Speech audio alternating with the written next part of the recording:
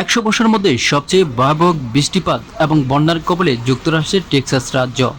আকস্মিক বন্যায় রাজ্যটি প্রাণ গেছে অন্তত 24 জনের।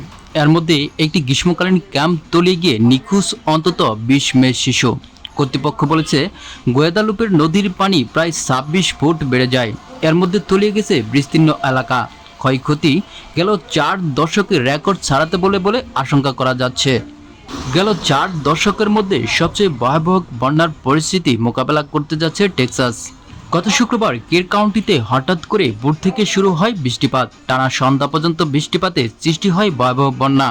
একদিনে রেকর্ড করা হয় 12 ইঞ্চি পর্যন্ত বৃষ্টিপাত।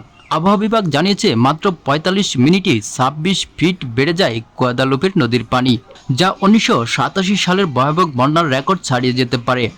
বন্যায় তলিয়ে গেছে বহু ঘরবাড়ি। ক্ষয়ক্ষতি অন্তত 30,000 মানুষের। প্রাণ বাঁচাতে নিরাপদ আশ্রয় খুঁজে বেড়াচ্ছে তারা। উদ্ধার তৎপরতা বাড়াচ্ছে জরুরি বিভাগ। উদ্ধার কাজের জন্য শেষ ব্যক্তি উদ্ধার না হওয়া পর্যন্ত অভিযান চলবে। পুলিশ, ফায়ার সার্ভিস এবং সামরিক বাহিনী যৌথ সমন্বয়ে এই উদ্ধার কাজ চালাচ্ছে। কর্তৃপক্ষ জানিয়েছেন বৃষ্টিপাত গেল 100 বছরের রেকর্ড ছাড়াতে পারে।